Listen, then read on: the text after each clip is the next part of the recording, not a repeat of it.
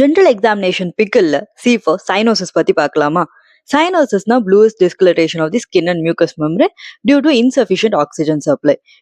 இது 3 டைப்ஸ் இருக்கு. Central cyanosis, peripheral cyanosis and differential cyanosis. Central cyanosis occurs due to systemic arterial desaturation, அதாவது வந்துட்டு arterial பிளட்ல low oxygen level இருக்கனால.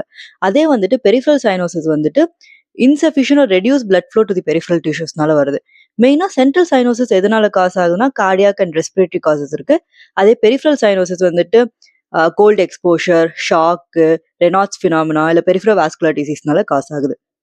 Differential cynosisல வந்துட்டு upper part of the body will be normal while lower part of the body cyanotic signs காமிக்கும். Usually conditions like patent ductus arteriosisல நீங்க அதை பார்க்கலாம். எங்கெல்லாம் நீங்க சைனோசிஸ் எக்ஸாமின் பண்ணலாம்னா nose tip, lips, buccal mucosa, tongue, ear lobes and finger tips. உங்களோட next general எக்ஸாமினேஷன்ல இந்த பாயிண்ட்ஸ் ஞாபகம் வச்சுக்கோங்க. அண்ட் உங்களுக்கு ஏதாச்சும் எக்ஸ்ட்ரா பாயிண்ட்ஸ் தெரியும்னா கமெண்ட்ஸ்ல சொல்லுங்க. சேர்ந்து கத்துக்கலாம்.